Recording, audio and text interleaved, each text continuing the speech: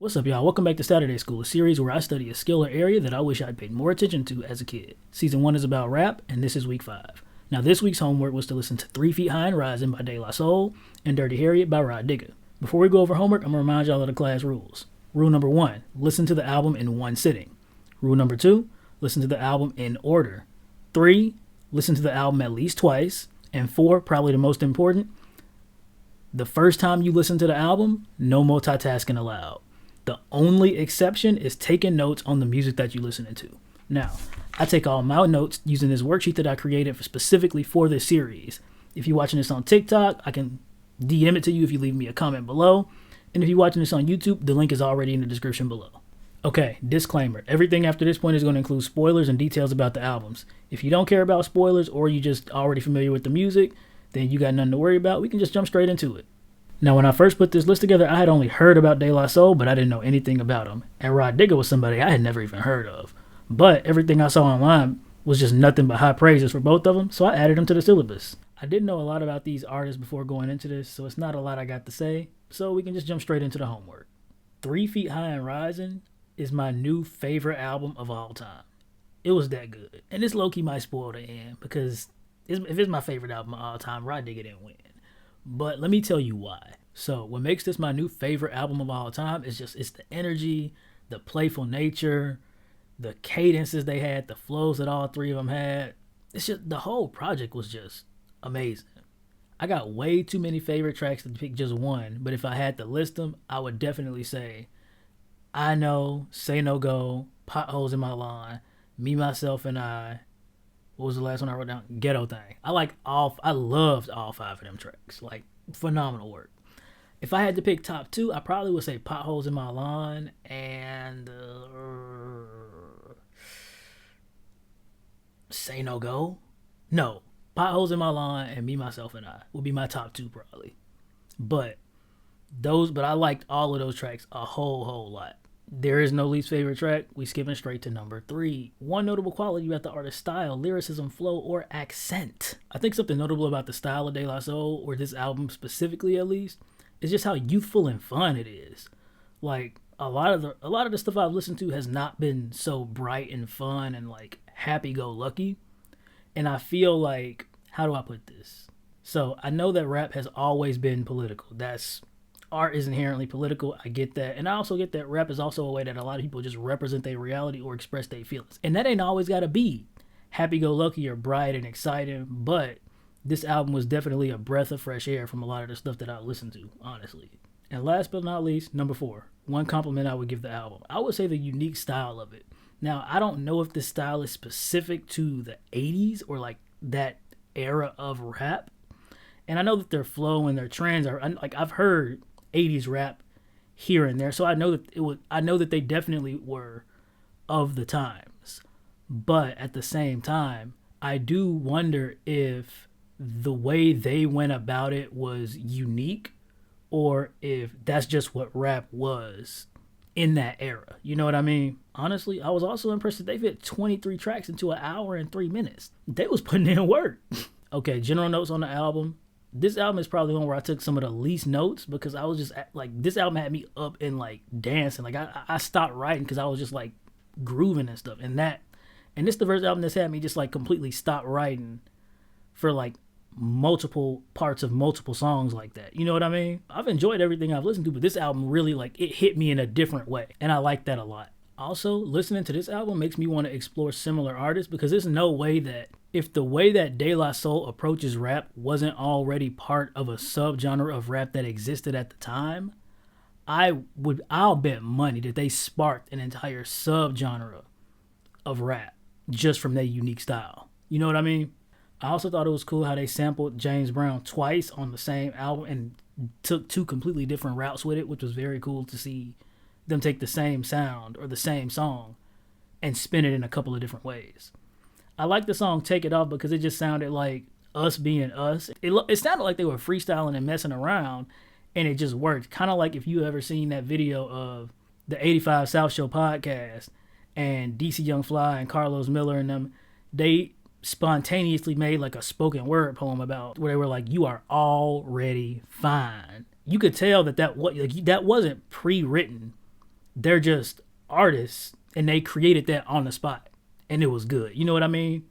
Take It Off kind of reminded me of that energy. Like you could tell that like it just sounded like they was goofing off. Like especially like with us, you not finna walk around looking crazy and not have nobody say nothing to you. Like you wearing some dusty shoes, take it off. Reggie Koo's got a video where he pretending to be the TSA agent. That audio, if you got a hoodie on, take it off.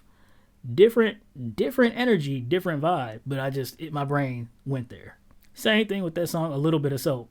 We love chicken. Black folks love chicken, and that's so funny to me. But we love chicken, roasting, wherever you from, whatever you call it.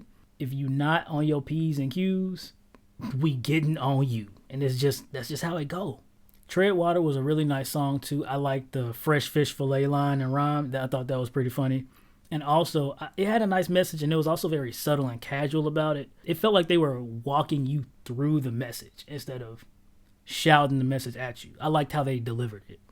I ain't never been I was born in the wrong generation, I should have been born, but I've never been that kind of person. But this album did make me fantasize a little bit about being like 19, 20 in 1989 in like my friend's parents' basement or like in a college dorm, listening to this album for the first time with my homies, just like experiencing it for the first time in 1989. You know what I mean? Like it's that kind of album that makes you wish you were there when it dropped. Say No Go was great too. My favorite line on Say No Go was when he said, "Push couldn't shove me." I was like, I've never heard somebody say that before. And that's such a common phrase, when push come to shove. But he said, "Push couldn't shove me." I was like, I like that a lot. Now, I know this album older than me, but I'm 1000% going to be playing this around my little cousins and like anybody.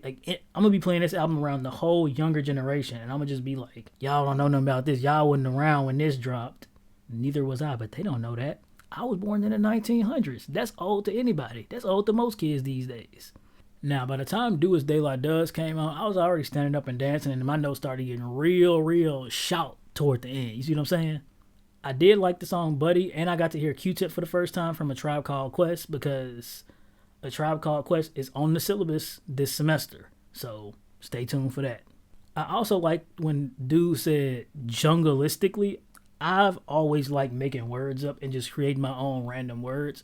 So the fact that he made a whole word jungleistically, I was like, that's my kind of rapper, making your own words. Me, Myself, and I came out the gate crazy. Like the song just started hard and like it just came out the gate. It wasn't no build up. It just came out hard. And I like that a lot. Me, Myself, and I was like, De La Soul are griots. Like they gotta be griots. This ain't no way. This Is a Recording for a Full-Time Era also had me out of my seat and not writing nothing down. Not because it's a bad song. I wasn't worried about that paper. I was worried about the music. I like Democratic a lot, like Democratic, Democratic. I like to see. I told you, I liked it. I like this album. I love this album.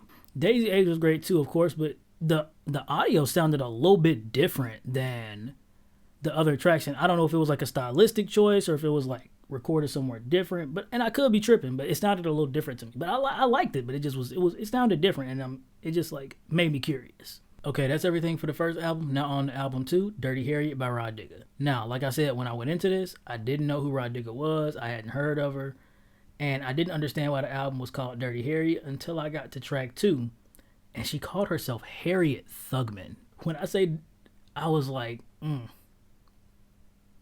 only us. We the only ones who could do that.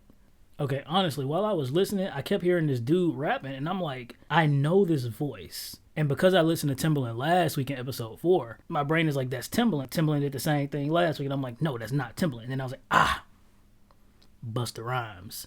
So I'm like, maybe he produced the album. Maybe Busta Rhymes did the same thing. He produced the album, so he wasn't officially featured because he was listed as a producer. So then I Googled it, and he was the first producer listed, and I'm like, Okay, let's get into the questions. Favorite tracks, I had 4. Bear with me. Good music is good music. I like Tight. I like What They Call Me. I like Imperial, and I like Curtains. I have an answer for number 2 this time, and I got 2 answers. I did not like Just For You, and I didn't like F Y'all Niggas. Musically, like beat-wise, lyrically, like the quality of the lyrics, yeah, it's good. I don't like violent music. I'm I don't like violence. It ain't for me. Like, I respect the art, but I'm not a violent nigga. I like whimsy. You see what I'm saying? I like a little whimsy. I like a little fun. I like intelligence. I like finesse. I don't like we gonna run up in your house and blah blah blah blah blah. That's not my kind of party. So number 3, one notable quality about the artist's style, lyricism, flow, or accent, and I'm gonna just read what I wrote because it's easier, right? Bear with me. One notable quality about Rah Digga's style, lyricism, flow, or accent is she sounds so authentic, like such a regular person you'd meet on the street, but she be delivering these elite level punchlines all at the same time. It almost reminds me of like code switching in a way. But you know what I think it is? I think she comes so hard and as her full self. Like, she even had her daughter on the song. Like, she white her own wives. That was cute. I ain't even gonna hold you. And she be flexing like a lot of rappers flex, but she not just flexing like money and cars and women or man, you know, whatever. But she flexing her intelligence and she flexing her bars because like you have to be intelligent to catch intelligent bars. You see what I'm saying? Or you have to be well read or like well versed. You have to have a very diverse palette to be able to catch everything. Everybody don't know who Nostradamus is. You see what I'm saying? Like, everybody didn't catch that Nostradamus bar. That's something that was very unique about Rah Digga to me. One compliment for the album, it felt real. It felt authentic. And I like that a lot. I don't like polished. You know what I mean? Polished is not the right word. I don't like packaged, if that makes sense. I like something that sounds and feels like people just being people. Like, I like music that sounds human. You know what I mean? Okay, now I'm gonna go ahead and run you through my general thoughts on the album. So my favorite bar on Tight was the one about laryngitis, because laryngitis is when your throat gets inflamed and swollen, so your throat gets tight.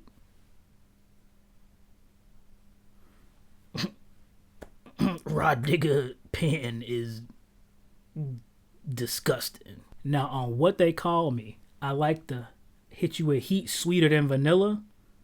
I like that a lot because it's like she hitting you with heat, but sweeter than vanilla. It's like it's so subtle that you don't even realize you're getting hit, and even that's poetry. You see what I'm saying? Like that go crazy.